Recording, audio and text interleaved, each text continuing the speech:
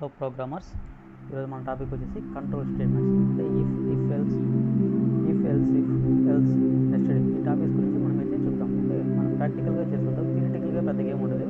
మన ప్రోగ్రామ్లో ఏదైనా డెసిషన్ మేకింగ్ స్టేట్మెంట్స్ వస్తే ఆ టైంలో మనం ఏ కాన్సెప్ట్ యూజ్ చేస్తాం అనేది ఈ టాపిక్స్. ఓకే, కంట్రోల్ స్టేట్మెంట్స్ అంటే మనం కంట్రోల్ చేసుకోవడం, మన కోడ్ని, మన ప్రోగ్రామ్ని కంట్రోల్ చేసుకుంటాం అనమాట. ఓకే, మనం ప్రాక్టికల్గా చేస్తుంది అర్థమవుతుంది. ఓకే, ఫర్ ఎగ్జాంపుల్ మీకు వచ్చేసి ఒక రిక్వైర్మెంట్ వచ్చింది, ఏజ్ చెక్ చేసి ఒక రిక్వైర్మెంట్ వచ్చింది అనుకోండి. For example age is equal to 24 ఉందనుకోండి. మీకు వచ్చే ఒక కండిషన్ ఉంది, ఏంటంటే ఎవరైనా మీ అప్లికేషన్లో లాగిన్ అయితే అతని ఏజ్ అనేది 18 అబోవ్ ఉండాలి అని చెప్పారు. అప్పుడు మీరు ఏం చేస్తారంటే, సో ఎవరైతే లాగిన్ అవుతారో వాళ్ళ ఏజ్ మీరు తీసుకునేసి గ్రేటర్ దెన్ 18 ఉండాలి. ఈక్వల్ కూడా అవసరం మనకి. గ్రేటర్ దెన్ 18 అంటే 19 మంత్స్ ఉంటే అతను మాత్రమే ఇందులో ఎలిజిబుల్ అని చెప్పవచ్చు. ఓకే, యు ఆర్ ఎలిజిబుల్ అని పెట్టేస్తాం సింపుల్ మెసేజ్. ఈ సినారియోలో మాత్రం మనం ఇఫ్ అయితే యూస్ చేయగలం. ఓకే, మన ఇప్పుడు ఏజ్ వచ్చేసి 24 మన ఏజ్. సో మన ఏజ్ 24 కాబట్టి మనం ఎలిజిబుల్. సో ఇక్కడ ఏం చెప్పాలంటే, మీరు ఎలిజిబుల్ కాలేదంటే మీరు డిస్ప్లే చేయలేదు. ఫర్ ఎగ్జాంపుల్ మన ఏజ్ వచ్చేసి 14 అనుకోండి. సో 14 తీసుకున్నప్పుడు మీరు అప్లికేషన్లో లాగిన్ అయితే మీకు మెసేజ్ అయితే ఏం చూపించదు కదా.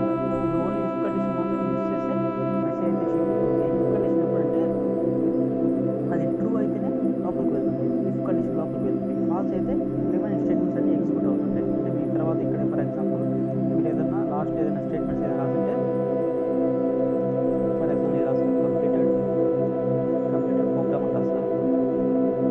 సో ఫైనల్గా ఇది ఎగ్జిక్యూట్ అవుతుంది. ఓకే, ఓన్లీ ఇలా ఉంటుంది మనకి రిక్వైర్మెంట్ అయితే. ఓకే, సో ఈ స్టేట్మెంట్ రాదు. అంటే ఇప్పుడు యూజర్ ఎవరో ఒక చిన్న అతను లాగిన్ అయ్యారు, 14 ఇయర్స్ అతను లాగిన్ అయ్యారు, అతనికి ఏ మెసేజ్ అయినా ఏం తెలియదు, ఓన్లీ జస్ట్ కంప్లీటెడ్ ప్రోగ్రామ్ అని మాత్రమే తెలుస్తుందండి.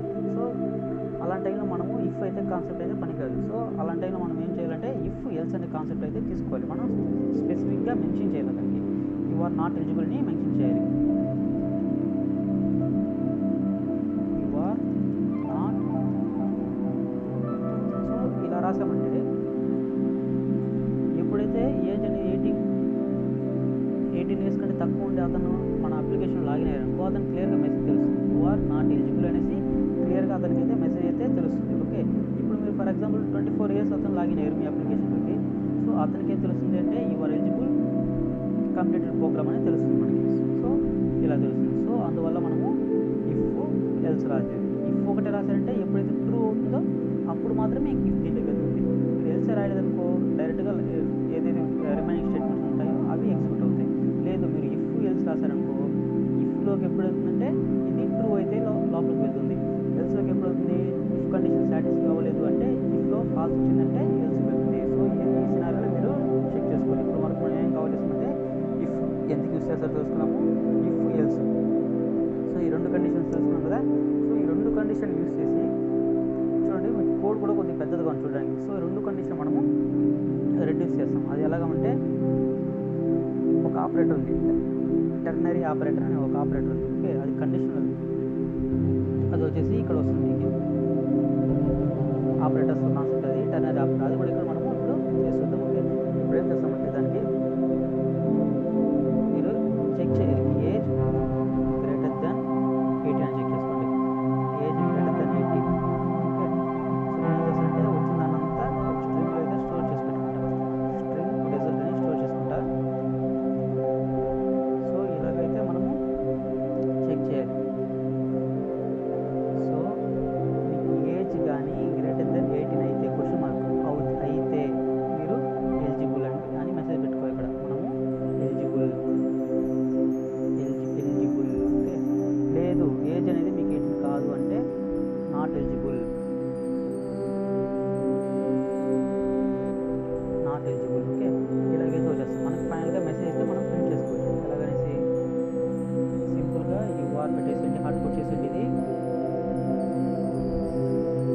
డైనమిక్గా మారే వాల్యూ వచ్చేసి రిజల్ట్ అనేది బేస్డ్ ఆన్ ఏజ్ బేస్ చేసుకుని ఇది మారుతూ ఉంటుంది. ఓకే, ఇప్పుడు ఇదంతా రాసాను కదా, ఇఫ్ ఎల్స్ రాసాను కదా, ఇన్ని లైన్స్ ఉన్నాయి కదా, 1 2 3 4 5 6 7 ఆల్మోస్ట్ 8 లైన్స్ ఉన్నాయి కదా.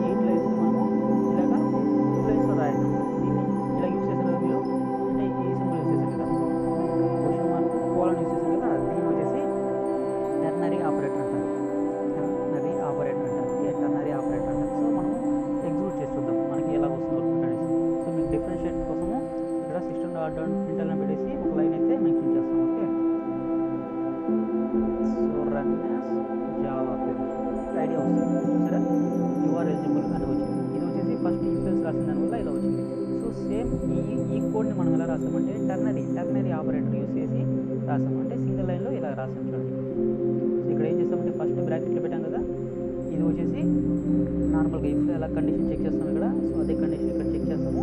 క్వశ్చన్ మార్క్ అంటే మీకు కండిషన్ సాటిస్ఫై అయితే ఈ మెసేజ్ ప్రింట్ అవుతుంది. కండిషన్ ఒకవేళ ఫాల్స్ వచ్చిందంటే ఈ కోలన్ తర్వాత రాసాం కదా ఆ మెసేజ్ ప్రింట్ అవుతుంది. సో దీన్ని మనం అన్నింటినీ ఒక రిజల్ట్లో స్టోర్ చేసి పెట్టుకున్నాం. అంటే ఒక స్ట్రింగ్లో స్టోర్ చేసి పెట్టుకున్నాం. ఓకే, స్ట్రింగ్ డేటా టైప్ అనే స్ట్రింగ్ రిజల్ట్ అనేది వేరియబుల్. ఆ వేరియబుల్ని ఇక్కడ మనము ప్రింట్ చేస్తాం. అంటే యు ఆర్ ఎలిజిబుల్ సరే, అదే వస్తుంది మనకి, ఏదైతే అదే వస్తుంది. సో ఇఫ్ ఎల్స్ బదులుగా మీరు ఇలా కూడా యూస్ చేసుకోవచ్చు. ఓకే, ఇప్పుడు 14 ఇస్తాను అంటే మనం ఎలిజిబుల్ కాదు కదా. ఇప్పుడు చూద్దాం ఏమొస్తుందో. యు ఆర్ నాట్ ఎలిజిబుల్ సరే, రెండు ఒకటే. ఓకే, మీ ఇష్టం, మీకు ఏ కన్వీనియంట్గా ఉంటే అది రాసుకోండి. మీకు ఇలా కోడ్ పెద్దదిగా కనిపించకూడదు అంటే టర్నరీ యూస్ చేయండి. లేదు మాకు బాగా క్లియర్గా అండర్స్టాండ్ అవ్వాలంటే ఈ విధంగా రాసుకోండి. ఓకే, ఇంకా యాక్చువల్గా రియల్ టైంలో ఏమవుతుందంటే ఈ ఇఫ్ లోపల ఇంకా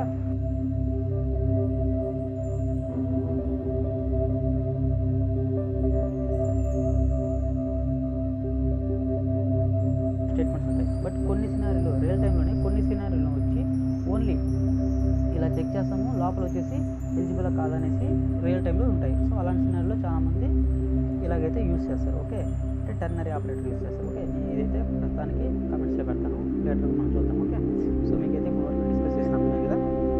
సో నెక్స్ట్ మనం ఏం చేయాలంటే ఇఫ్ ఎల్స్ అంటే ఇది ఎలా వస్తుందంటే మీకు ఇక్కడ సింపుల్గా కమెంట్స్ చెప్తాను. If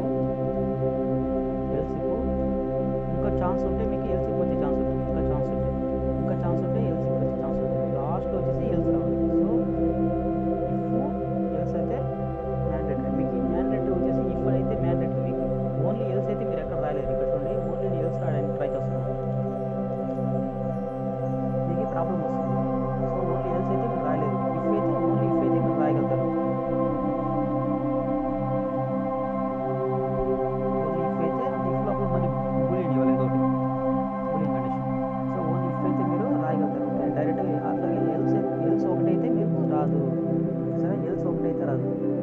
combination else. ఓకే, అలా రాసుకోవాలి. ఇప్పుడు ఎల్స్ అయితే సపరేట్గా రాయకూడదు, ఇఫ్ అయితే రాయాలి. ఇఫ్ కాంబినేషన్ ఎల్స్ రాయాలి, ఎల్స్ ఒకటే సపరేట్గా రాయకూడదు. ఓకే, మనం ఇప్పుడు ఈ కండిషన్ చెక్ చేద్దాం. ఓకే, ఇలాగా ఎల్స్ ఇఫ్ ఉంది కదా, ఇది పెరుగుతూనే ఉంటుంది మన కండిషన్ బేసిస్లో. సో నా రిక్వైర్మెంట్ ఇప్పుడు ఏమంటే మనకి మార్క్స్ ఉంటాయి కదా, మామూలుగా కాలేజ్లో స్కూల్లో చదివేటప్పుడు మార్క్స్ వస్తాయి కదా, మార్క్స్ బేస్ చేసుకుని గ్రేడ్స్ ఎలా చేస్తామో అది ఒక సింపుల్ ఎగ్జాంపుల్ చేస్తాము. సో నేనేం చేస్తానంటే లోకల్ వేరియబుల్ ఒకటి తీసుకున్నాను సార్. ఓకే, నాకు వచ్చిన మార్క్స్ అనుకోండి, మార్క్స్ వేసుకోండి. ఫర్ ఎగ్జాంపుల్ నాకు వచ్చి 70 వచ్చింది అనుకోండి. ఫర్ ఎగ్జాంపుల్ ఇప్పుడు ఆ కండిషన్ మనం రాద్దాం. ఎలా రాస్తాం ఫస్ట్ ఏంటంటే ఫస్ట్ కండిషన్ ఇఫ్లో చెక్ చేస్తాము. If marks okay marks less then 50, 50 కంటే తక్కువ వస్తే అది ఫెయిల్ అని వస్తుంది. ఓకే, 50 కంటే తక్కువ వస్తే ఫెయిల్. ఎవరైతే వచ్చారో వాళ్ళు ఫెయిల్ అవుతారు. అంతే, 50 కంటే తక్కువ వస్తే ఫెయిల్ ఉన్నట్టు.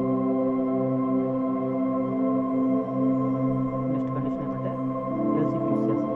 ఎల్స్ ఇఫ్ మళ్ళీ ఇక్కడ కూడా కండిషన్ చెక్ చేయాలి. మీరు కండిషన్ చెక్ చేయాలి. ఇక్కడ మీరు బూలియన్ కండిషన్ పెట్టాలి ఇక్కడ. ఓకే, ఇప్పుడు ఏం చేస్తామంటే మార్క్స్ ఓకే గ్రేటర్ దెన్ 50 ఉండాలి. అంటే 52 అలాగా గ్రేటర్ దెన్ 50 ఉండాలి. ఎండ్ కండిషన్ యూస్ చేయాలి. సో ఇది ఎవరికైతే తెలియదో ఎండ్ కండిషన్స్ ఏంటంటే మన ముందు టాపిక్ చూడండి, ఒకసారి ఆపరేటర్స్లో చెప్పినప్పుడు మనం ఇదే లాజికల్ ఆపరేటర్స్లో అవి చెక్ చేస్తే వాళ్ళకి ఈజీగా అర్థమైపోతుంది. మనం ఇదే వీటి గురించి డిస్కస్ చేయలేము. ఓకే, అండ్ అంటే మ్యాండేటరీగా నెక్స్ట్ కండిషన్ కూడా చెక్ చేయమనేసి. Okay, and marks less than or equal to okay less than or equal to 60. అంటే దీని మీనింగ్ అంటే గ్రేటర్ దెన్ 50 ఉండాలి మన మార్క్స్. అంటే ఫర్ ఎగ్జాంపుల్ కన్సిడర్ చేసుకోండి, గ్రేటర్ దెన్ 50 అంటే 50 తీసుకోండి. అంటే లెస్ దెన్ 60 అంటే 50 నుంచి ఇలా తీసుకోండి.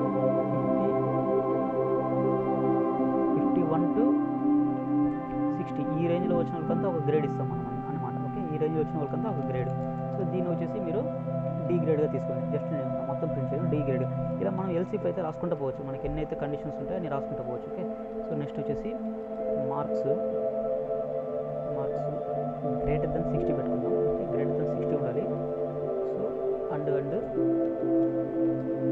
Marks less then equal to 70 ఉండాలి, అతనికి లెస్ దెన్ 70 ఉండాలి. సో ఇలా వచ్చిన వాళ్ళకి మనము సి గ్రేడ్ ఇద్దాం. ఓకే, ఇలా వచ్చిన వాళ్ళకి మనము సి గ్రేడ్ ఇచ్చామా. ఓకే, నెక్స్ట్ అదేవిధంగా ఎల్సిఫ్ తీసుకోండి. ఒకటి మార్క్స్ గ్రేటర్ దెన్ 70 కంటే అబోవ్ ఉండాలి.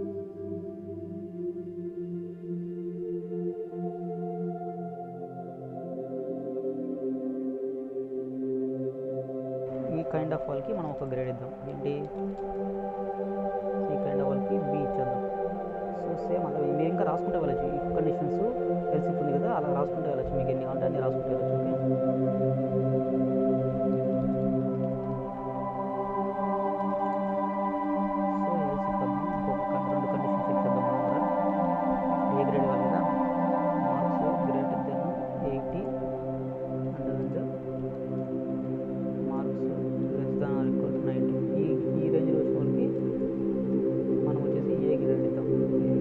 మంచి మార్క్స్ వచ్చిన వాళ్ళకి మనము ఏ ప్లస్ ఇద్దాం. మార్క్స్ గ్రేటర్ దెన్ 90 ఉండాలి.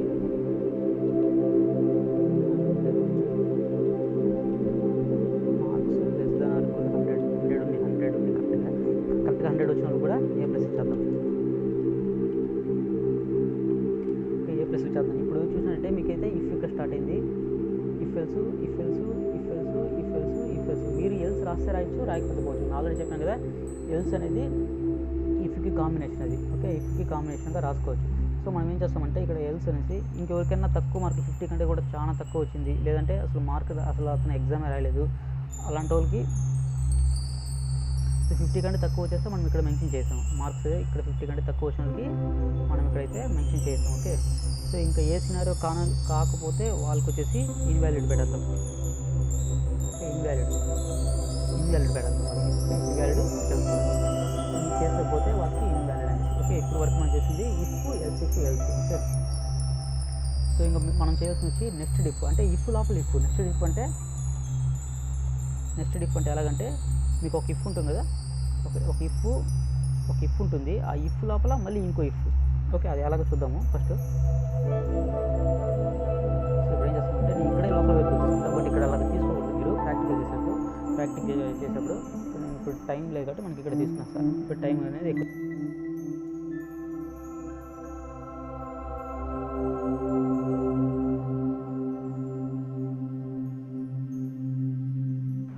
ఏజ్ ఆల్రెడీ మనం ఒక వేరియబుల్ యూజ్ చేసాము.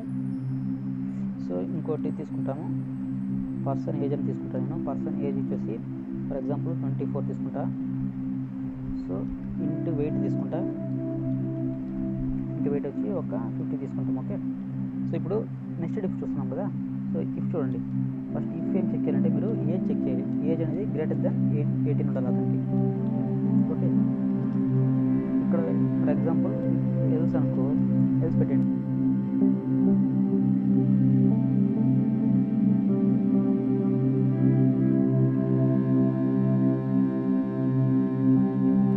గేమ్స్ అని పెట్టండి. అంటే మీరు దేనిపైన ఎలిజిబుల్ కాదని చెప్పండి.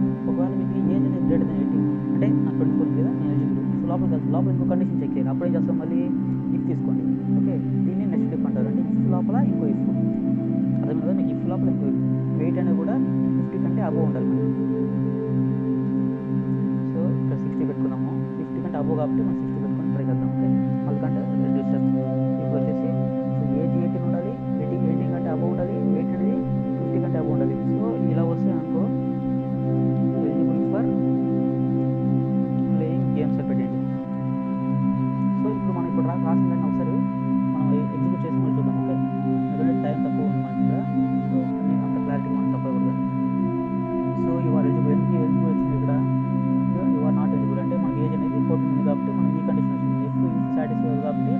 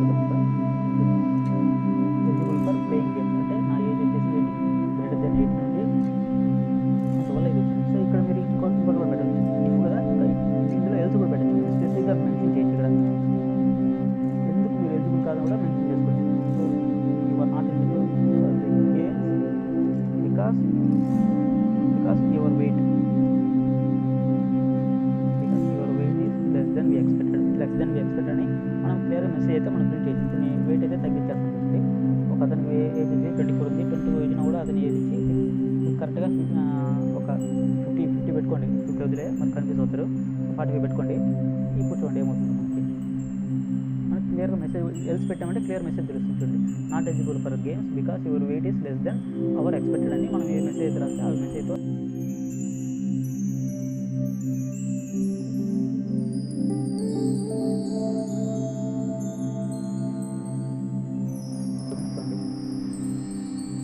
సీక్రెట్ వచ్చింది. సీక్రెట్ చెప్పాను కదా మీకు ఇక్కడ రేంజ్ ఉంటుంది. ఇక్కడ